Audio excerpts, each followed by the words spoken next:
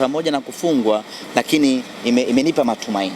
Imenipa matumaini kwa sababu mpira wa miguu ni kutengeneza nafasi na kutumia nafasi.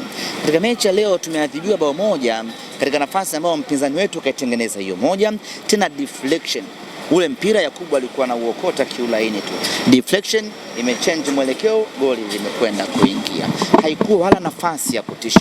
Lakini njoo tuhesabu pamoja nafasi ambazo mnyama amezitengeneza katika mechi ya leo.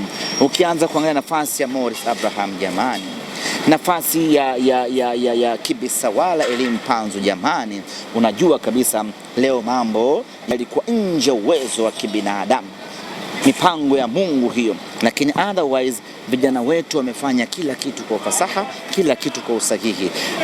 Kila nafasi ambayo tumeitengeneza tungeitumia, tulikuwa tunampiga bao 3 huyu bwana, bao 2 amna nyama anaondoka na amara. Kwa hiyo mpira wa miguu, kama timu yako ina uwezo wa kutengeneza nafasi, wanatakiwa wajivunie, kwa sababu mechi inayokuja wale waliopoteza hizi nafasi wanaongeza umakini. Mechi inayokuja wanatumia hizo nafasi. Kwanza siwezi kuwajibu mashabiki,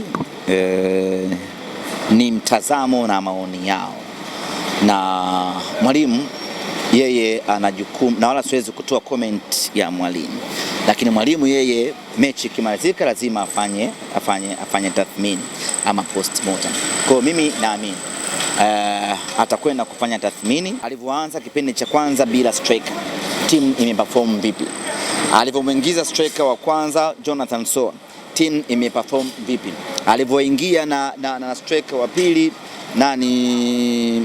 striker refu, timu imeperform vipi?